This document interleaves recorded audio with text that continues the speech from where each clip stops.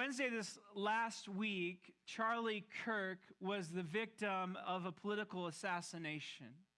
Charlie Kirk was known for being a conservative political activist and was also very outspoken about his faith in Jesus Christ. And his death was a tragedy. And that it happened in our own state, and the accused murderer is a Utah, made it hit even closer to home for us. In fact, just a few hours afterwards, I was driving by an I-15 by Utah Valley University and just feeling that weight. By now, all of us know the name Charlie Kirk. Some of you probably didn't know the name before. Some of you knew who he was, were familiar with him. I knew who he was. I wasn't overly familiar with his work, but I know many members in our church community have been deeply impacted by his videos and podcasts and his reels online. For many, he was a hero.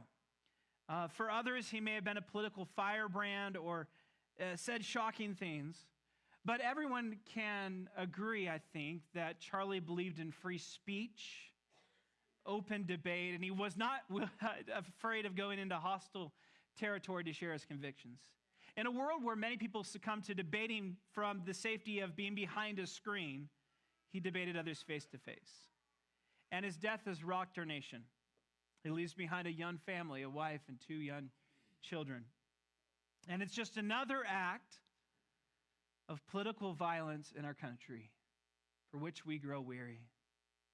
You know, the 1960s was a decade marked by political violence and social upheaval. I wasn't around for the 1960s, but some of you in this room were. And you remember what it was like to get the news of our president, John F. Kennedy, or RFK, or Martin Luther King being assassinated. Unfortunately, the 2020s seem to be headed in the same direction as the 1960s, with victims of violence on both the right and left ends of the political spectrum. And so how should we respond? What should we do? Well, first, we should cry out to the Lord. We should pray and we should lament. The Bible is full of many prayers of lament in the response to violence.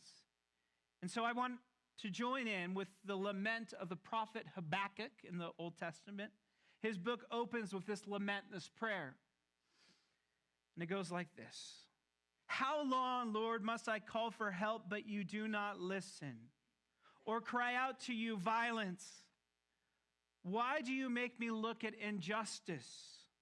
Why do you tolerate wrongdoing? Destruction and violence are before me. There is strife and conflict abounds. Therefore, the law is paralyzed and justice never prevails. The wicked hem in the righteous, so that justice is perverted. We lament today with the prophet Habakkuk. We cry out to our God of justice to move, to convict, to soften our hearts. But as we cry out for justice, we also need to look within to make sure we're part of the solution, not part of the problem, because the anger and the vitriol and the violence and the polarization that we see in our society can easily become a reality in our own souls and even in the church of Jesus. And as Christians, we are called to be different. We are called to be peacemakers. We are called to bring peace into a world that is in desperate need of it. Jesus said, "Blessed are the peacemakers, for they will be called children of God." And as we pursue peace, I take hope in this. And knowing that this season of violence will pass, hopefully just as it did in the 1960s. That there will be better days ahead, that we will get through it, that all will be well. And so we trust in Jesus, that he is the one who holds all things together, and that as we have already sung today, his joy is our strength. His book opens with this lament, this prayer. And it goes like this. How long, Lord, must I call for help, but you do not listen? Or cry out to you violence? Why do you make me look at injustice? Why do you tolerate wrongdoing? Destruction and violence are before me. There is strife and conflict abounds. Therefore, the law is paralyzed and justice never prevails. The wicked hem in the righteous, so that justice is perverted. We lament today with the prophet Habakkuk.